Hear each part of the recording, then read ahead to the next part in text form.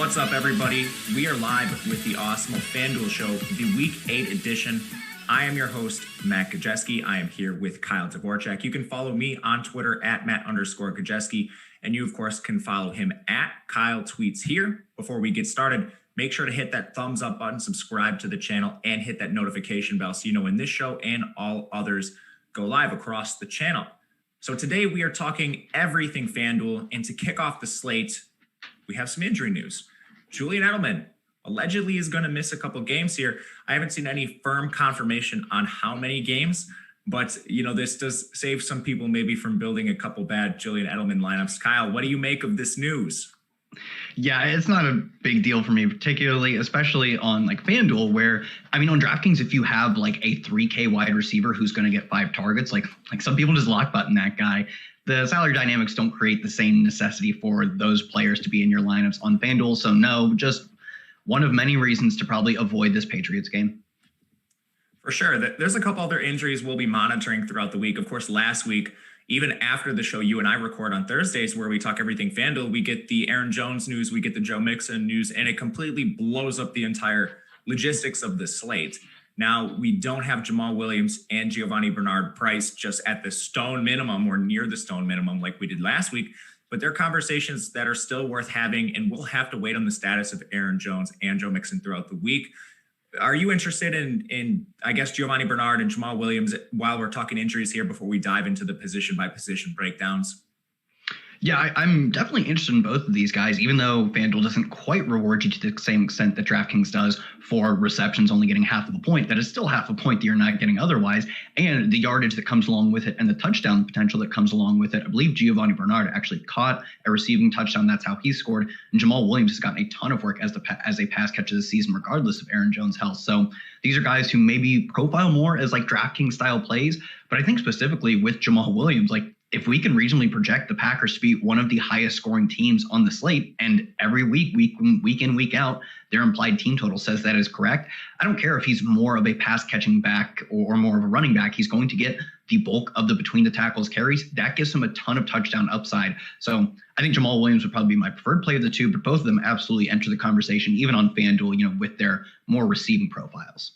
Yeah, I bring this up at the start because this probably changes the dynamic of ownership that we'll see later in the week. And as we go through the position-by-position breakdown at the various spots, we do like to talk ownership, and this probably will shake things up at least a little bit, not to the extent we saw last week where they just became the stone chalk.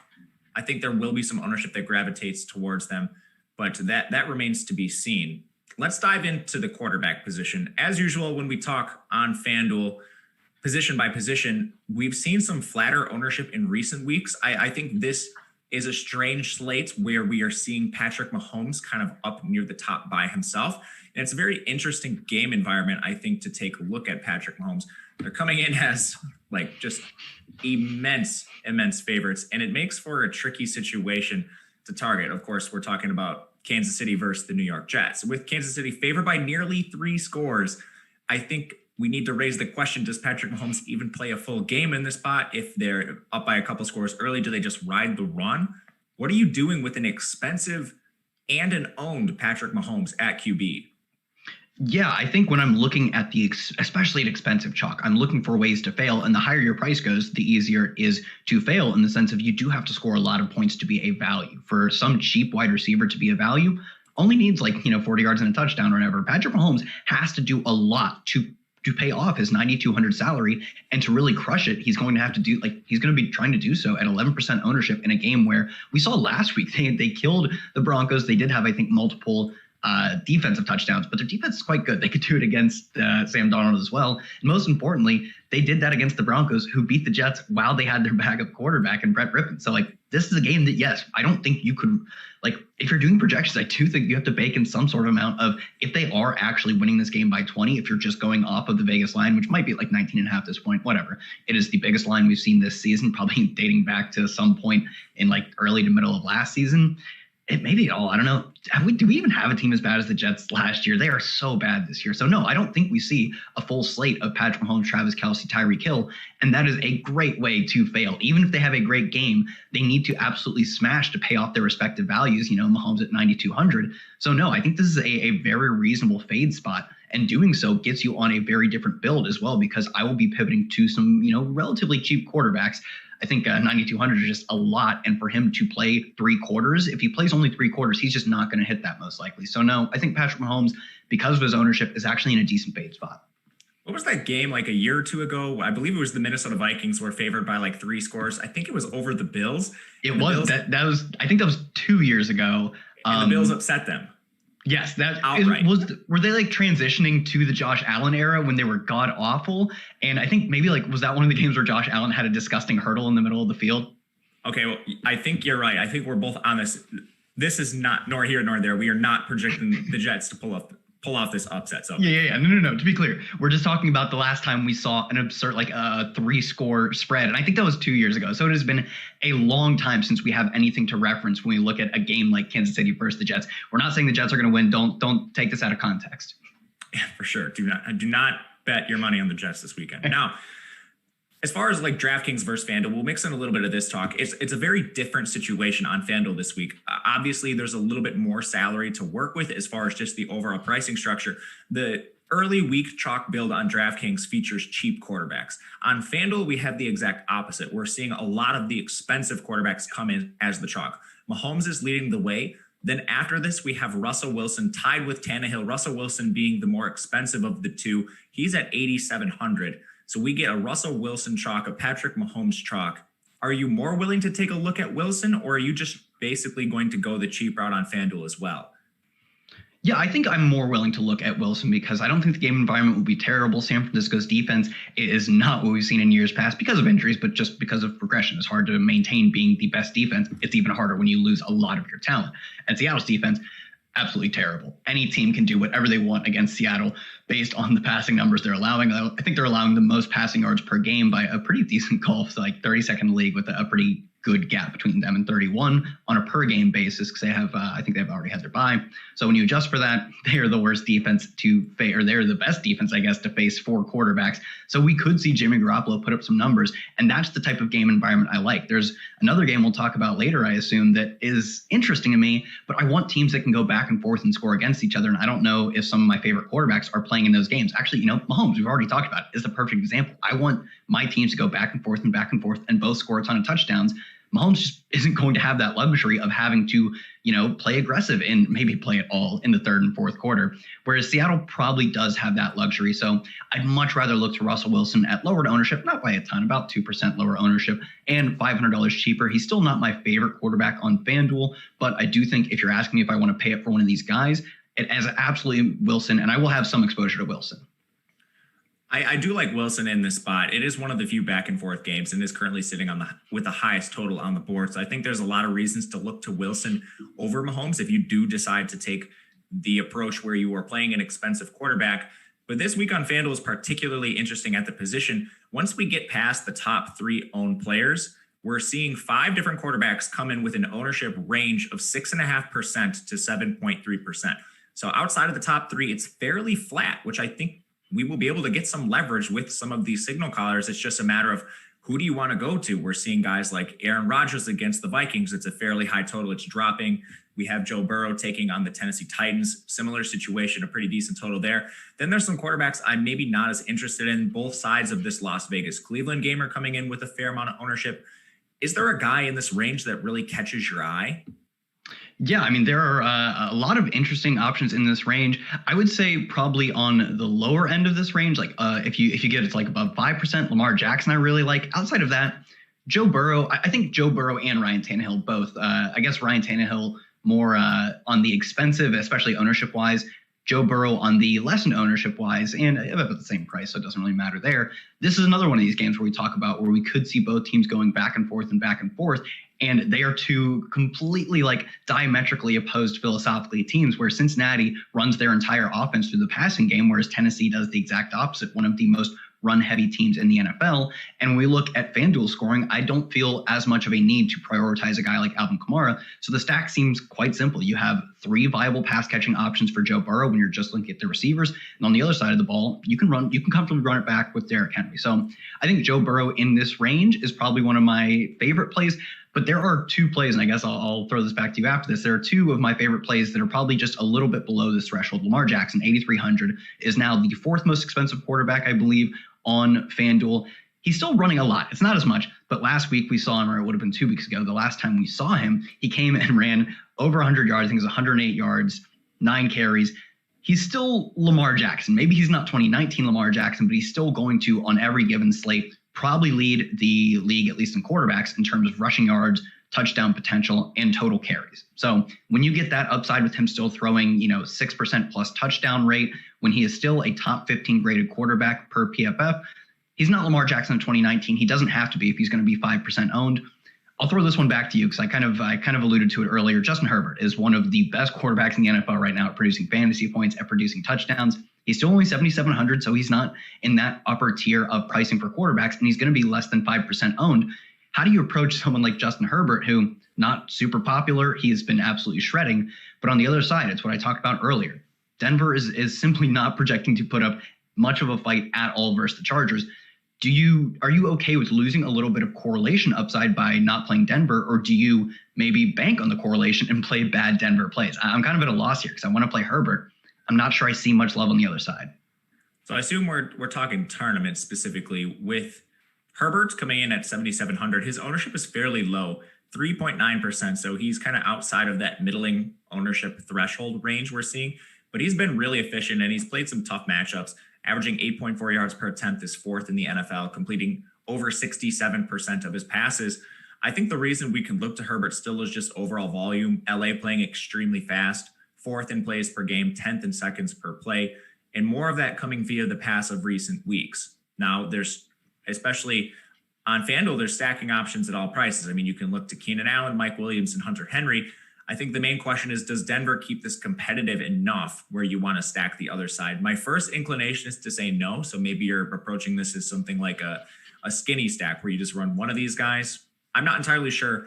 But to sum up the discussion on Herbert, I am certainly interested in him based on efficiency and volume. Just the overall play volume in this LA offense leads itself to a lot of production. So I think I'll have some of Herbert. Lamar Jackson, just to touch on him quietly, I have a couple concerns.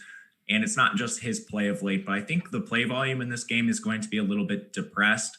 We're looking at a Baltimore team that is 27th in seconds per play and a Pittsburgh team that is 30th in seconds per play, not to mention strong defenses on both sides. That's not to say Lamar Jackson doesn't have the immense upside we've seen in the past. He certainly does. And I think that's why he's coming in contrarian. At least the 5.1% ownership is contrarian based on where we've seen Lamar Jackson in the past. I think you could get leverage here if he has a good rushing game, but I'm not going to be banking on that. I think I'll be looking to some other really low owned plays in the range. As we get down the list, like our sub 3% plays, there's a couple names in there I think that are worth mentioning. There's, players like Stafford's taking on Indianapolis. That total has plummeted a little bit. It actually started above 50. There's Drew Brees. There's Kirk Cousins. Any complete dart throws down here you have your eye on? Yeah, so we talk about plummeting totals. The Green Bay, Minnesota total has come down to, I have it at 51 right now, open to over 55. 51 is still not bad. And this isn't a slate where we see a bunch of like 55, 56 point totals. It has been much more tempered, the expectations, and a lot of the totals are actually getting bet unders right now. So 51 is still perfectly fine. He's an underdog, and in this scenario, maybe they do actually have to pass a lot, and the stacking options are quite obvious. You really have 3 possible pass catching options for him when you look at Justin Jefferson, Adam Thielen, potentially Irv Smith, although I don't think you necessarily need to go there at tight end on FanDuel this week. But because I know that if my Kirk Cousins stack hits, there aren't a ton of ways for me to be wrong in terms of choosing the receivers. So I think my probability of being right after picking the correct stack when playing Kirk Cousins is very high. And this is a game that features a high total. It features easy run backs on the other side. I think Kirk Cousins just going super under-owned relative to the upside of this game environment, even though, no, he's not like a particularly flashy play, but I don't care. He's not expensive. He's not going to be highly owned, and he plays in one of the best game environments of the week in terms of game total. Yeah, not only that, but Green Bay hasn't exactly been the strongest defense. They're slightly below average in yards per pass attempt allowed to opposing signal callers. The same goes for the run. So I think the overall game environment does set up well for Cousins. And you mentioned it, we really like the condensed target share. I think you can run Thielen or Jefferson, and we'll talk about them later. Both, I think, are contrarian stacking options with a 2% quarterback that could make some sense. There's also very clear run back options on Green Bay if you want to go the full game stack route. So we've talked about a lot of plays we like. I mean, we did hit on Mahomes, and maybe Mahomes has a fade solely because of his price. I think just at 9,200 on FanDuel, he's a little bit cost prohibitive for the rest of your lineup. You start talking about stacks with him, Kelsey, Tyreek Hill, and it becomes a little bit cost prohibitive. Is there anyone else you're maybe looking to fade on this slate?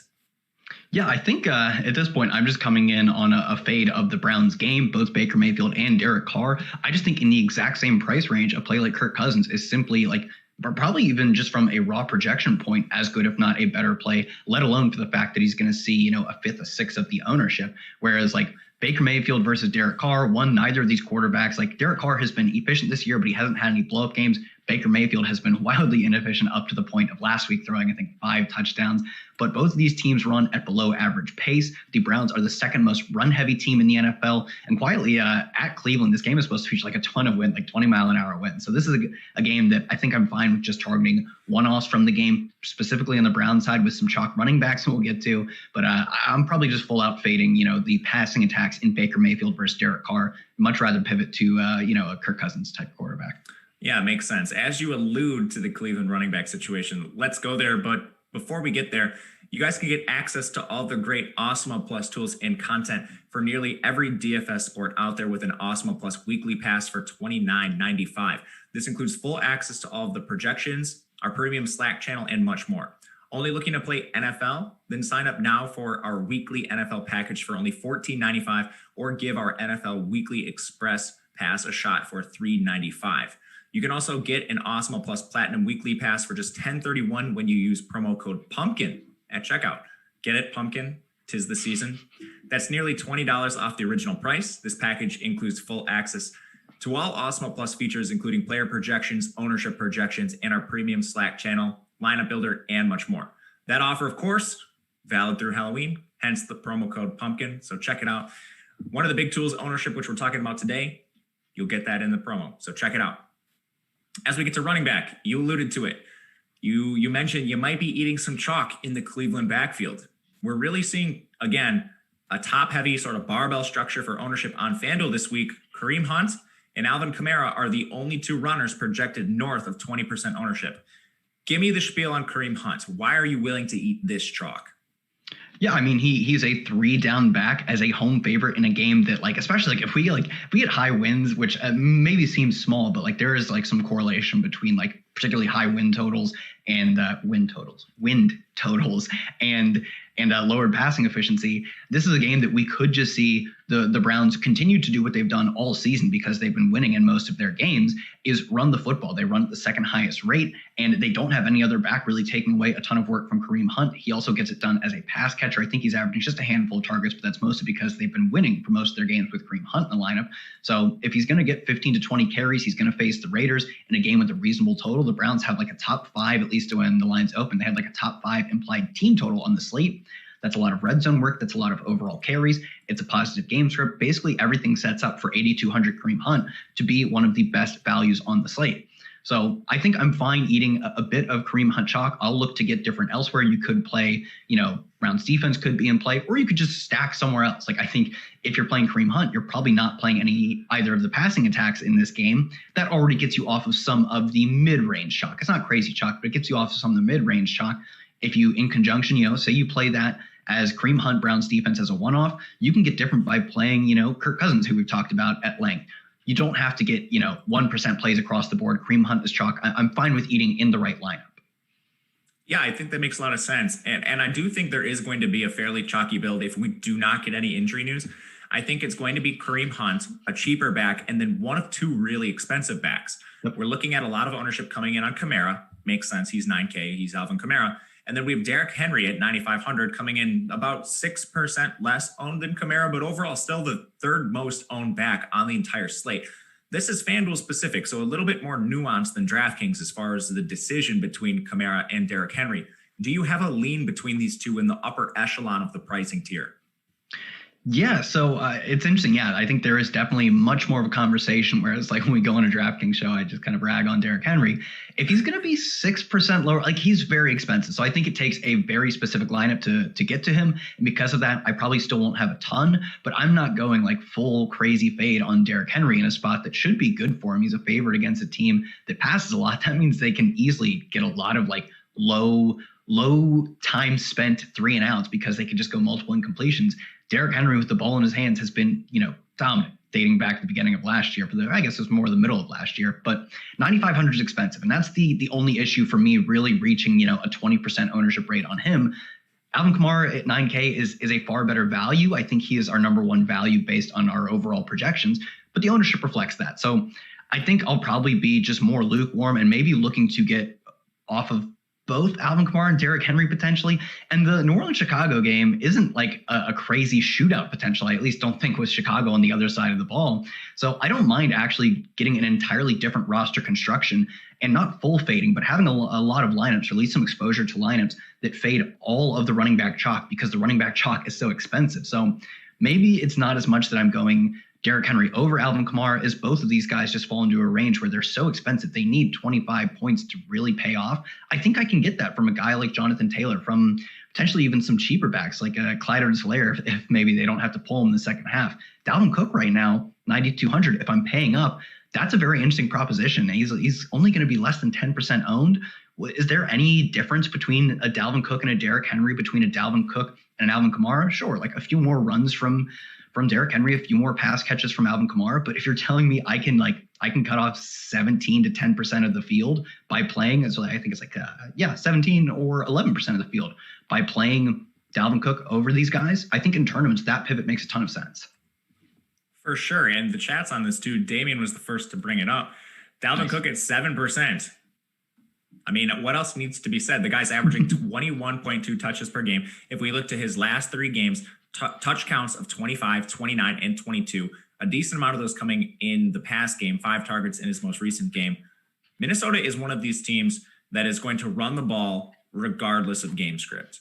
They're not exactly fast as an offense, but they're passing just 53% of the time, and a lot of that driven by negative game script, which they project to face here. But we like Dalvin Cook because he's not going to be phased out of the game. He's a strong pass catcher, and he's certainly going to receive his touches similar to a Derrick Henry. So when we're getting him in a fraction of the ownership, he's also someone I really like in this range. I think we'll have to wait through the rest of the week to maybe see what opens up as far as value and leverage. Again, Giovanni Bernard sits at 5,900 on Fanduel. Jamal Williams sits at 7K. Right now, we're seeing some ownership come through on, if we're just looking at the cheaper backs, Darrell Henderson projects for some ownership. David Montgomery is actually a top 5 owned back at 5,800, which is kind of egregious to me. Like, I think if we get Giovanni Bernard and Jamal Williams open up value, like I believe personally that David Montgomery's ownership is going to plummet. Are we in agreement on this?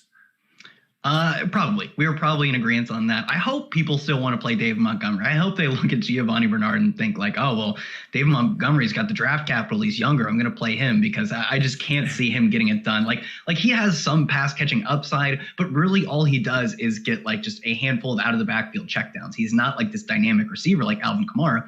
And on FanDuel's format, where simply catching the ball isn't going to get a ton done, he's not. He doesn't give you a ton of value as a pass catcher. Like if I'm looking at pass catchers, I want guys who actually can move the chains. It's mostly Alvin Kamara. There are a few other backs that kind of fit that mold. David Montgomery is getting empty calorie touches out of the backfield, both as a runner because his team doesn't score many points and as a receiver. So I hope people play him because I'll probably have 0 exposure to him. Cheap guy I want to throw out your way. I assume our ownership seems to already be accounting for this, so it's good that we can talk about it. Carlos Hyde as a home favored running back, assuming we don't see Chris Carson and assuming we do see Carlos Hyde, because I know he's dealing with, I think it's a minor calf or something strain. He's expected to play per my understanding, and Chris Carson is not, so I'll talk about it as if that is the case. Home favored running back in a game with a high total. I don't see why Carlos Hyde at 5K isn't even one of the chalkiest running backs of the slate. Maybe it's still that people are concerned with the injury, which we'll stay up to date on that. But assuming we can talk about it as if he is going to play, I think he's probably one of the best values on the slate. And one of the ways I've talked about potentially being able to get different by paying down at running back.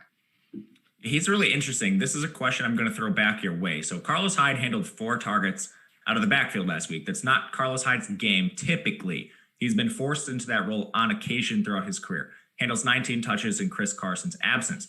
We also saw Travis Homer get dinged up in that game here too. Yeah. If Travis Homer plays, are you less interested in Hyde? And maybe we can even spin this to DJ Dallas, who's a pass catching back, a rookie coming out of Miami, who does have that skill set. If, you know what, DJ Dallas should be healthy. If it's Carlos Hyde and DJ Dallas in the backfield, let's ignore Travis Homer for a second. Are you still interested in Hyde? Yeah, I'm still mostly interested in Hyde, not because I definitely think it doesn't help his projection. Let's say if Travis Homer's in, it doesn't help. If he's not, it's maybe a target or two more. I don't think that's necessarily why you're playing Hyde. I think you're playing Hyde because you think you can get 3-4 goal line, at least 5 or 6 red zone looks in a single game, because the game has a 54-point total, because Seattle has a 28.5 implied team total. I think that is top number 3 or 4 on the main slate. That is a lot of points being scored. If, just for whatever reason, Tyler Lockett gets taken down at 2 or 3, he doesn't catch every single ball thrown its way and go for 200 yards. That is a lot of touchdown upside specifically, which on Fanduel becomes even more important because I'm not hunting for receptions. I'm not hunting for the 100-yard bonus. On Fanduel, if you give me 2 touchdowns at 5K, you're almost locked into the optimal lineup.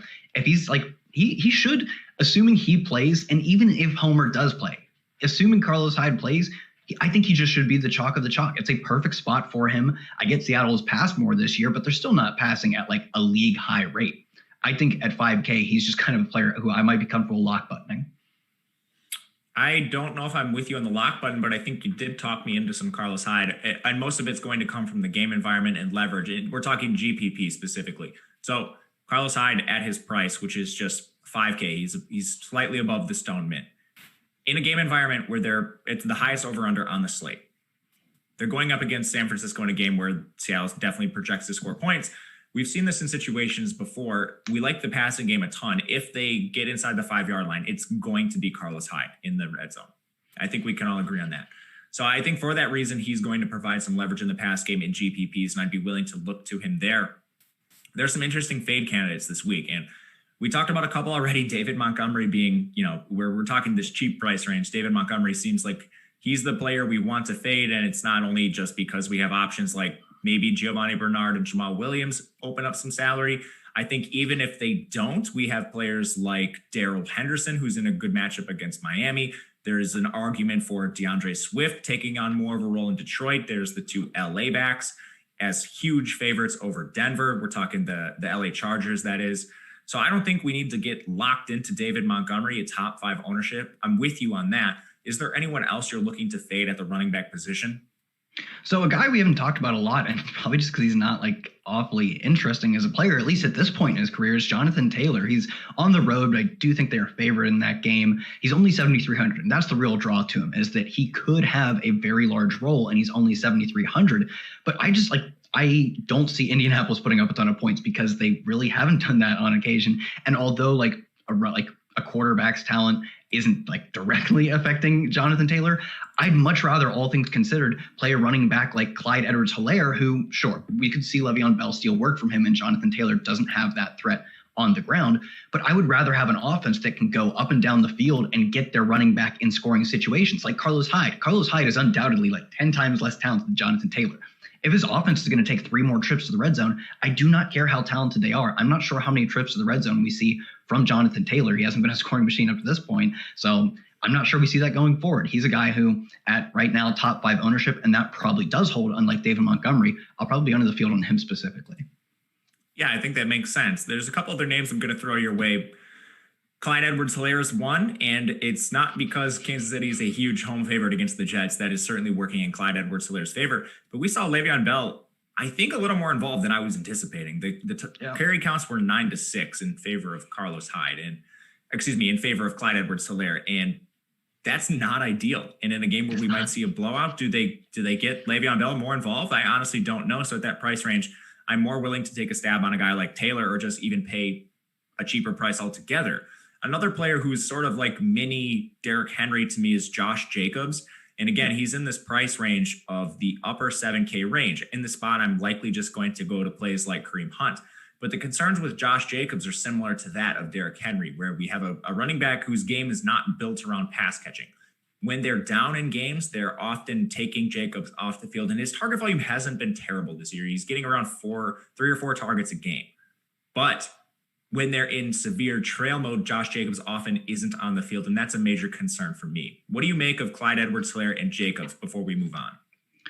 Yeah, I don't hate Edwards-Helaire, but I definitely am concerned because, like, right off the bat, we saw a decent amount of Le'Veon Bell. So at 7,500, I just think you're hoping that he scores one of the first 3 touchdowns they put up in the first 10 minutes of the game, because if he doesn't get there early, it might not be happening. And even if he does have a good game, he does need 7,500. He does need probably multiple touchdowns or a really big rushing game, and Le'Veon Bell could limit that. The only thing is he's on the fringes of top 10 ownership. He looks like he might just be outside the top 10. So because of that, I don't think he's a terrible play. Josh Jacobs, like you said, if his team is trailing and they are on the road in a spot where they're obviously projected to lose because they're on the road, and Cleveland's been a pretty good team so far, at 7,800, how many chances is he going to get to carry the ball? Because if they are losing early, I don't see him getting worked in a ton as a pass catcher, and that still caps his touchdown upside as well, because a lot of his touchdown upside comes as a between the tackles runner. So Josh Jacobs, another guy, he's in that same ownership rate as Clyde Edwards-Helaire, so I don't think you're making some strident stand by fading him, but I simply just don't think he's a guy, given the game environment, that is going to work his way into many of my lineups, where I could at least consider playing some Clyde Edwards-Helaire, mostly because he's probably, I'm caging this a lot because I truly don't know what we're going to see from Le'Veon Bell, because he already saw so much work relative to Clyde Edwards-Helaire in their first game, but he does have a massive team totals. He's at home, he's favored, a lot of touchdown equity for him potentially, but there's a lot of downside risk. I agree with you. One more question before we move on positions, and then we got to stay on track before we get behind. What do we make of Melvin Gordon? There's a question from the chat. A couple people are interested in Melvin Gordon from Denver. Philip Lindsay has a concussion. Yeah, Philip Lindsay, I don't think he's cleared concussion protocol yet. A handful of guys haven't, and all of them seem to be slated to miss this week. So assuming he doesn't play, we should see a ton of Melvin Gordon, because Royce Freeman is essentially a zero. He's a guy who, even when Melvin Gordon is not playing, they don't get him involved at all. And when Philip Lindsay isn't playing, he doesn't get much run as the backup. So Melvin Gordon should have some of the best market share numbers in terms of market share of rush attempts and targets out of the backfield in the entire league this week. They have no competition for him that they're comfortable using. That being said, he has an incredibly low team total. His quarterback has shown a complete inability to put points on the board and put him in scoring positions. I would only use him as a potential way to make my Justin Herbert stacks more correlated, because I don't love the passing game. If I'm targeting Denver, I guess it's with a running back. I'm only using him as a way to get very different in tournament lineups. He's projected to be, around about 2% ownership. That's not a lot. He's not crazy expensive, but I think he only makes sense as a specific correlation play, because on his own right, no, I just don't want to play Denver players. Yeah, I agree with you. It looks like from News God in the chat, Lindsay returned to practice, but he still will have to clear protocol. So yes. Maybe we see him, maybe we don't. If we see Lindsay, Gordon's out of the picture for me. But guys, hit that thumbs up button while you're here. Helps us a ton over at Awesemo. We also have some free stuff for you. If you head to the good old twitter.com and check out the pinned tweet at Awesemo_com, you can enter our Thursday night giveaway to win a year of Awesemo Plus NFL. Just follow the instructions on the graphic and predict whether Matt Ryan or Teddy Bridgewater will throw for more yards tonight. One random winner will be selected among the correct guesses. Be sure to check out our giveaway on at Awesemo_com Instagram handle as well to win a free month of Awesemo Plus Platinum. Make sure you follow those instructions. They are all on the graphic, and good luck. Heading over to the wide receiver position. This is really interesting, and I don't think we've seen a week like this yet this year. We have 2 wide receivers that are just mega chalk, like the chalk of the chalk, in Davante Adams and Tyler Lockett.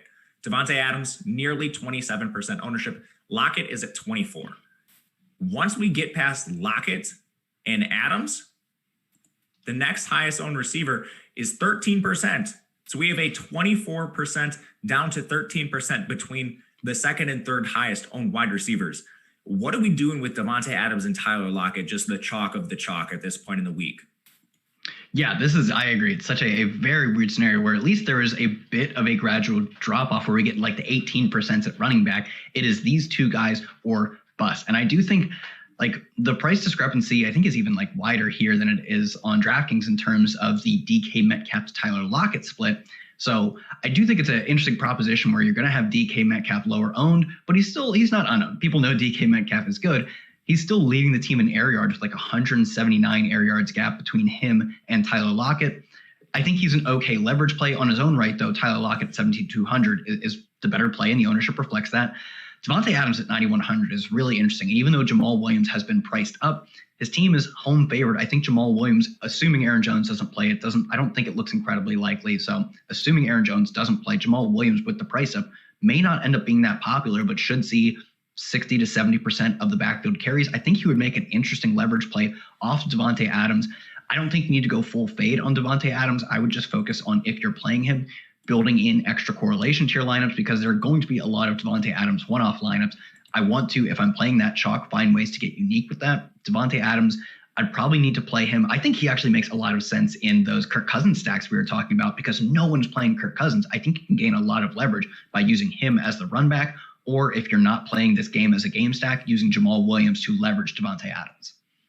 Yeah, that makes a lot of sense. And we're not saying fade Davante Adams. He's going to be a great play, but you also have to take into consideration this guy's going to be in a lot of lineups. And how are you building correlations around him? How are you getting unique around him? Those are questions you need to ask yourself if you decide to play Davante Adams, arguably one of the best plays on the entire slate. Let's talk this 10% to 13% range. This is the flat range that is semi-chalk, we'll call it. There's 11 wide receivers in this range. It's Stephon Diggs, Tyler Boyd, Jarvis Landry, DK Metcalf, Keenan Allen, Brandon Ayuk, T. Higgins, Tyreek Hill, A.J. Brown, and maybe Allen Robinson if he clears protocol. That's a lot of wide receivers jammed between the 10 to 13% range, but none of them are super chalk. Is there one of them that you think should be higher owned that you are going to be over the field on? Yeah, it's Keenan Allen. And we talked about him on the DraftKings show because he's so vastly underpriced over there. This is still underpriced. The volume he's seeing is not that much different than Davante Adams. It truly isn't. He's averaging over 13 targets per game in the games he actually finishes with Justin Herbert, because we threw out the one game where he got 2 targets and left with back spasms. 13 targets per game. It's no different than Davante Adams. I think maybe it is definitely a less viable game environment versus Denver, a game with a lower total. I like Justin Herbert, but I will say anytime I target a game with Denver, I feel less excited. With that being said, I get to save $1,700. I get to chop away 14% ownership, and I still get to get probably the same amount of targets. Keenan Allen in this price range, sure, he's not as much of a value as he is, say, on DraftKings. I don't care. He's probably still a value. He's a guy who projects like an 8K player, and he's only 7.4, and he's still going to be outside the top 5 in ownership. Keenan Allen, for me, in this range, I don't need to stack the Chargers even to get to him. I think he's a fine one-off play. He's fine in Charger stacks. It's really just the volume you get with Allen right now is so incredible that 7.4K is not enough. No, it's not. And he is a 30.5% target share, and he only played 2 drives in one of his games this year. If we look to his most recent healthy games, he has target counts of 10, 19, 12, and 13. Just ridiculous volume for Keenan Allen at essentially just a complete mispricing. Now, I want to get your take on another situation here, because it's one of the biggest discrepancies we're seeing between DraftKings and Fanduel. On DraftKings, we have basically AJ Green priced as a value receiver. He's going to be mega chalk over there. But Fanduel did a little bit of a better job, I think, pricing T. Higgins and AJ Green in the same range. For that reason, we're actually seeing T. Higgins draw more ownership here. With the pricing, which they're almost identical in pricing, is there one you prefer out of this? Are you going to take AJ Green for leverage just because he's lower owned between T. Higgins and Green? How are you approaching the Bengals? Yeah, so it's really interesting. It's one of the spots where I like Keenan Allen on both sides. On DraftKings, I don't know. AJ Green, he's going to be chalky. He's cheap. He's not going to be chalky. He's going to be super low owned, even if our projections are off by 4 or 5%, 6, 7% even. He's not going to come up to the ownership that Tyler Boyd or T. Higgins are. So I think he is an awesome leverage play on FanDuel, because it's like I said with like a Keenan Allen versus Davante Adams. Is there much of a difference between T. Higgins and AJ Green? No, these are guys who traded off roles throughout the year. We saw AJ Green rack up a ton of air yards early and not do much. In the past 2 weeks, he is number 1 in air yards, and he's top 10 in receiving yards. So he's actually playing well. I believe he's seen 24 targets in the past 2 weeks. That's more than T. Higgins. T. Higgins is more expensive and going to be more popular. I don't get what people are doing. I get AJ Green looked dusty earlier in the year. He looks perfectly fine now. He's getting a ton of volume, and he's going to be low owned. Everything seems set up for him to be the ideal leverage play. Yeah, I actually don't mind AJ Green in the spot, and I'm just holding my breath thinking about putting AJ Green into lineups at this point, because AJ Green has mixed in 1 target games. He's one of the most volatile receivers in the NFL. Yeah. The main reason I think you like AJ Green and really anyone in the Cincinnati passing attack is just how frequently they're throwing, which gives them all viability, even though none of their target shares are, in the Keenan Allen range. They all see a good, fair amount of targets in the offense. One last guy in this sort of 10 to 13 ownership range that I want to get your take on is Brandon Ayuk. And he's in a fantastic game environment against Seattle. They lost Deebo Samuel. We have George Kittle, who's also projecting for immense ownership. I've had some trouble clicking Brandon Ayuk's name, and it's not because I don't think he's a good player or anything, but just even when Deebo Samuel was out earlier in the year, we never really saw this guy pull off a big ceiling performance. Am I wrong for thinking about a Brandon Ayuk fade? No, I don't think you're wrong at all. Because I was looking at for the exact same price. What if I told you for the exact same price you could get, and for slightly lower ownership, just below that 10% threshold, I think. No, exactly at the 10% threshold. You could get Marquise Brown seeing 45% of Lamar Jackson air yards, or you could take gadget player Brandon Ayuk. And it's not that I don't like Brandon Ayuk, but we just haven't seen it from him yet. Where we have seen Marquise Brown get the requisite volume of an alpha field stretcher. Brandon Ayuk has simply not seen that yet. And if we can say the field is projecting him to take on his role plus Deebo Samuel's role, I'm just going to fade that because we don't know what's going to happen. We do have a good sample in Marquise Brown being one of the most used field stretchers in the league. So I think at that ownership, at that price, there are better plays who are going to be less popular. It looks like the chat is on Kendrick Bourne a little bit. Kendrick Bourne is 5K. I think the reason we're not seeing Kendrick Bourne with ownership, and Kendrick Bourne does project for a modest amount of ownership on DraftKings. He does not on Fanduel because he's only 800 cheaper than Brandon Ayuk. So I think that's the reason people are just like, well, Brandon Ayuk's going to be the wide receiver one. I'll just play Brandon Ayuk, which maybe that's good process. Maybe it's not. I think I'm going to fade them both. And if I'm playing a San Francisco pass catcher, it's probably Kittle, but we'll get to that in just a second here before we move to tight end. Now, before we do that, there's a couple other leverage plays I want to talk at wide receiver. I think Deontay Johnson is not appropriately priced really on either site. He's 6.2K here, draws a tough matchup in that same Baltimore game, but he's a guy that has an absolutely ridiculous target share when he's on the field, and we always have to worry about him leaving the field, but he has double-digit targets in every single game he's played most of the time. Can we look to Deontay Johnson, and is there really anyone else you're looking to for leverage in this spot at wide receiver? Maybe a low-owned guy you have your eye on? Yeah, I mean, Deontay Johnson is the one. He is absolutely the one. He's gone over double-digit targets in every single game that he has finished, or even come close to finishing. He missed the final drive or so. He only played about 77% of snaps for the final Pittsburgh game versus Tennessee, or the most recent one. Still got, I believe, 14 targets. He's averaging 12.7 targets in those games that he's finished. He has been the true alpha number one receiver, and he's just not priced like that. It's similar to the Keenan Allen thing, but their pricing is even farther behind on him, and he's going to be way lower owned than I think he should be based on the volume he's seeing. And I think maybe I can sell you, if you're not super interested in, or if you're a little bit worried about the game script or the game environment of the Pittsburgh versus Baltimore game, can we at least agree that we can play some secondary stacks of Marquise Brown versus Deontay Johnson, two guys who in different ways get the ball a ton? I think that is probably a really interesting leverage play on the slate. Mike Williams, I think, is okay at 5,900, mostly because I have interest in Justin Herbert, and we've seen them throw touchdowns to everyone but these guys dating back to that New Orleans game where I think he did have 2 scores. I mean, are we going to continue to see Jalen Guyton, Virgil Green, maybe Joe Reed, Tyron Johnson? I don't know. It's hard to remember these guys' names because they play so little compared to a guy like Mike Williams. I think at some point that simply regresses, and the guys who are on the field the most when your quarterback is throwing multiple touchdowns a game are going to catch those touchdowns. So Mike Williams in my Justin Herbert stacks is going to be a mainstay. You said you couldn't remember their names. I think you got them all. Did I? Got all? Yeah, I think you got them all. I didn't name Donald Parham, but that's because he's not a random guy to me. He's a hero to me. Donald Parham, former XFL superstar. Yep, we went there. But Donald Parham, unfortunately, is not a tight end we'll be targeting. And let's use that as a good segue to talk some Hunter Henry. But first, before we get there, more free stuff at Awesemo. Of course, there's free stuff every single day on the site. Today, you can look at NFL Showdown rankings.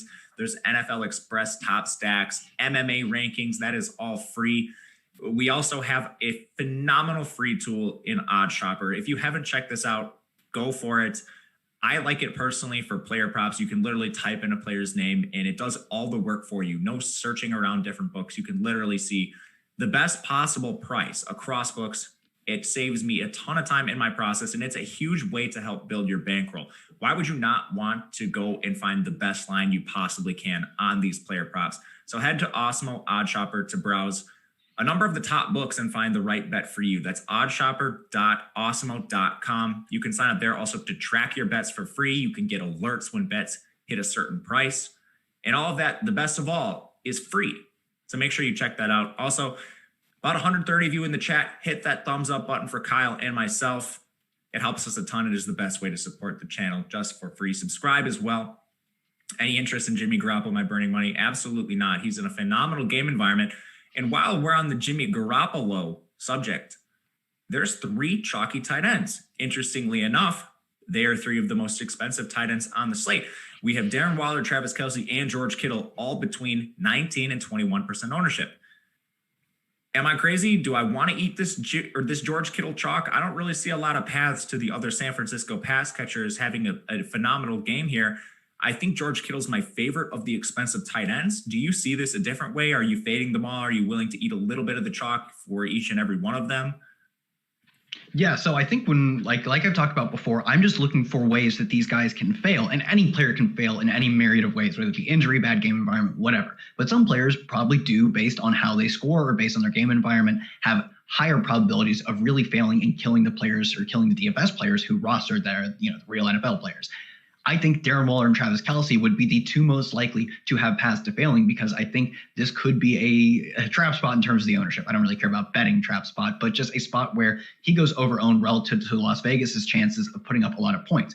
Travis Kelce, kind of the opposite end of the spectrum. Maybe his team puts up too much points, and if he doesn't get one of the early ones, doesn't end up getting any of the points. George Kittle, on the other hand, is in the greatest game environment. His team is projected to be an underdog against the worst passing defense in the league. Now they're without their number 1 receiver. He's 200 cheaper and slightly less owned than both Travis. He's slightly less owned than both Travis Kelce and Darren Waller. 200 cheaper than Travis Kelce. I agree. I think he is the player who, out of all these chalky and high-priced tight ends, I'm going to be the most over the field on him. I don't think I'm downright fading Travis Kelce. I still think he has been a monstrous touchdown producer. So the odds that they score 3 or 4, get up early, and get to bench their players, but he still plays well, are decent. I don't think it's a perfect spot for him, but I still think he could and probably should be the guy who scores at least one of their early touchdowns. Darren Waller, we'll talk about fades later, probably the guy who is least exciting to me out of the big 3. George Kittle the most, and it's kind of by a wide margin. You can talk fades. Tell me why you don't like Darren Waller. Yeah, it's simply that I think it's not a great spot. He's on the road in a game that doesn't set up to be a great passing game because of the literal weather. And the Browns defense, while they've given up a lot of passing yards, they have created a ton of turnovers. They're top 10 in sacks, number 1 in takeaways, and they play slow football. They run the ball a lot, and they play slow seconds per game, seconds per play, as does Las Vegas as well. So I think just the excitement about playing Raiders, anytime I see that, I will probably fade it. And I think the opportunity costs are quite high because I don't want to fade George Kittle, even if he does cost me a little bit more in terms of my actual salary. Yeah, it makes sense. And it's not a ton more. It's just $900 more on Fanduel. We do always have to ask the question with Fanduel specifically.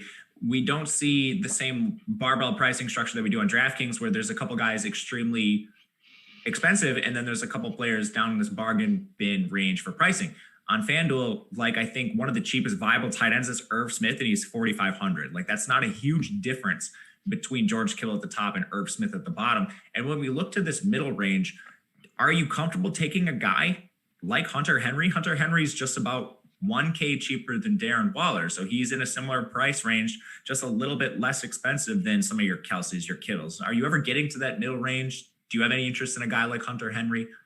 Yeah, I'm not getting to the middle range a ton. There are not a lot of awesome middle range plays like Jared Cook 5,800. I know I've talked about not liking Darren Waller. If you're playing Jared Cook at 5,800, please find somewhere in your lineup to save $1,000 and play Darren Waller. And that should tell you how I feel about Jared Cook, because I don't even like Darren Waller that much.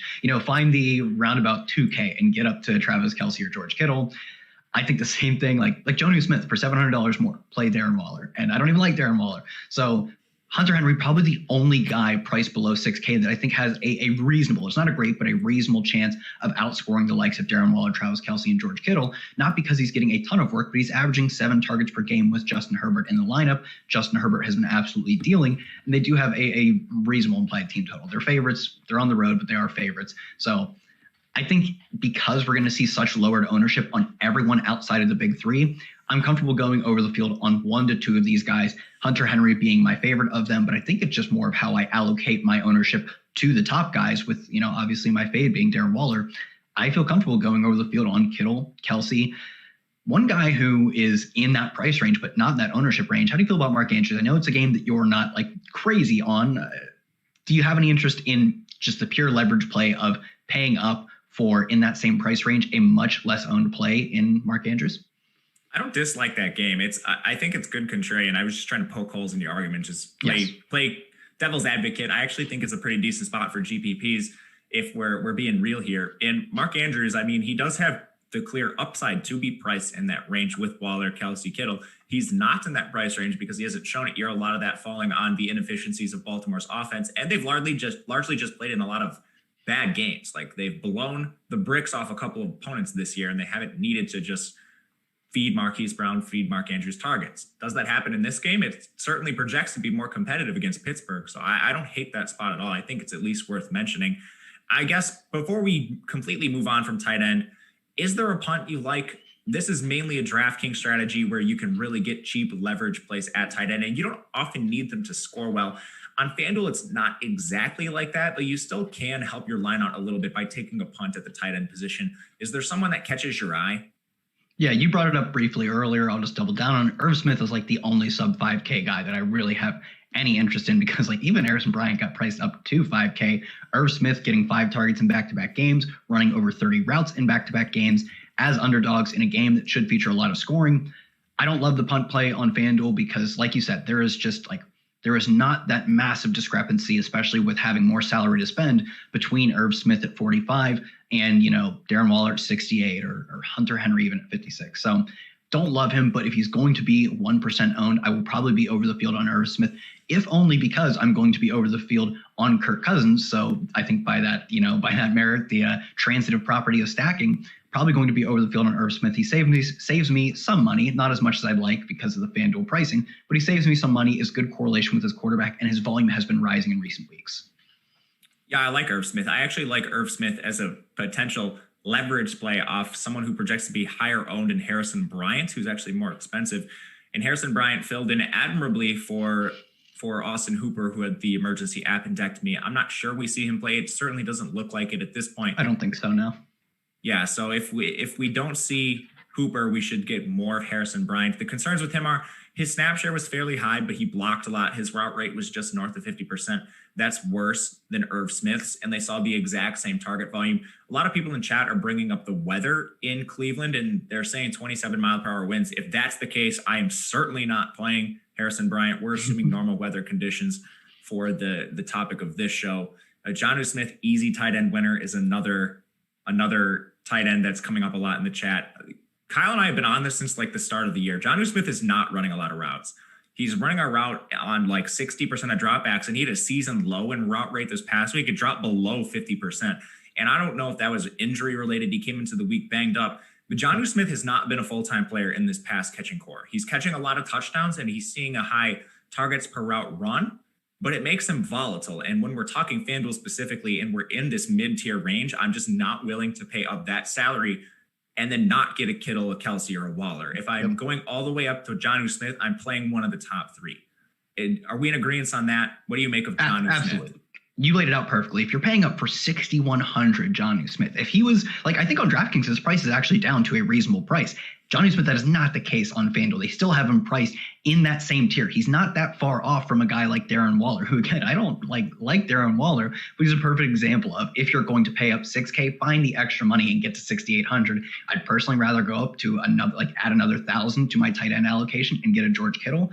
But yeah, for an extra 1,600, you are getting more than just that 1,600 when you move up from Jonnu Smith to George Kittle. Same thing, an extra 1,800 for Travis Kelce. It's simply that his pricing is just still reflective of an unsustainable touchdown production. Yeah, Calvin in the chat clarifies he was looking specifically at DK. So yeah, like Kyle mentioned, on DK, he's far more viable than on. He's a good play on DK, but on a FanDuel specific show, sorry if it seemed like we were coming after your tight end play. He's a bit expensive on FanDuel specifically.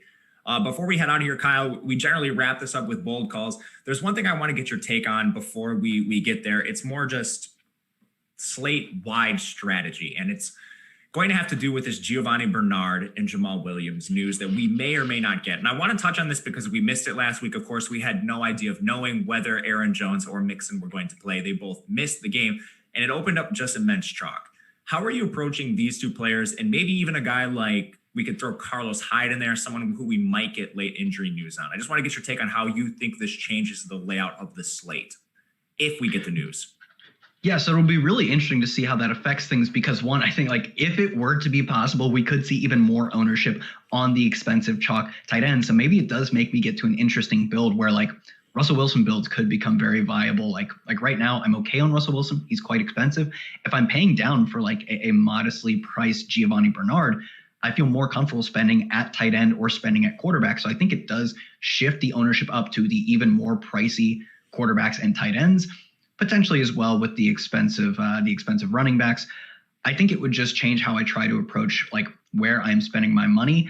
I would probably be even more inclined to fade, I would imagine, even higher Darren Waller ownership, and the same thing with Patrick Mahomes because their ownership would probably go up. But I think you could more like plus EV spend that money. You could more advantageously spend that money at other positions or even at other players in the same positions.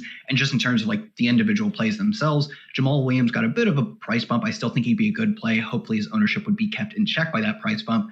And assuming we get the news on Carlos Hyde playing, Chris Carson not, he'd probably be my favorite of any of the cheap running backs, really, let alone the three we're talking about right now. Yeah, I bring this up because Joe Mixon projects for nearly 16% ownership, and he's at 7,400. If we look down to Giovanni Bernard, he's a fraction of that price, and he's playing almost the exact same role. Like Joe Mixon was averaging 23.7 touches per game. Giovanni Bernard saw 5 targets last week, immediately stepped in for 18 touches in a really bad game environment. This game environment's pretty good. It has a really nice high total. So I think Giovanni Bernard might become chalk throughout the week, and I think he's certainly a better play than David Montgomery. So just wanted to bring that up before we get to some bold calls. My favorite bold call of the week, I'm not actually sure how bold this is. I really like this Minnesota Green Bay game, except I'm not exactly with the field. My favorite stack of the week is this Kirk Cousins. And whether you stack Justin Jefferson, whether you stack Thielen, I even like running double stacks with Irv Smith in there as a potential punt tight end. Really the only punt tight end I'm interested in on Fanduel this week. And then running it back with that clear alpha in Devontae Adams. I think this is the winning stack for me. Is there something you're looking at for a bold call? Yeah, so I think it was now 3 weeks ago where we had the slate broken by the Chase Claypool, Travis Fulgham dueling receivers. We get another Pittsburgh dueling receiver, but this week it is Deontay Johnson facing off against Marquise Brown. They're both top 5 receivers this week, and that is the secondary stack, maybe the primary stack with Lamar Jackson that wins the slate. I love it, man. Thank you guys for watching. Hit that thumbs up button on the way out. Make sure you check out all of the free content we have. We have more shows every single day. Kyle, tonight, you're back. The Showdown slate, correct? I am back. I'll be on live before lock. Going live is Thursday at 8:15. That means we go live at probably 7:15. All right. Yep. That is for the Showdown slate tonight. It is a hot matchup between the Falcons and the Carolina Panthers. So make sure you check out that before you build your Showdown lineups. Also, we have a podcast network. If you ever miss this show or just want to catch it in the car somewhere where you're not watching video, check that out anywhere you get podcasts. We are available. I, of course, am your host, Matt Gajewski. He is Kyle Dvorchak. You can follow me on Twitter at Matt_Gajewski and him at Kyle Tweets here. Thanks again, guys, and good luck. We'll be back again next week.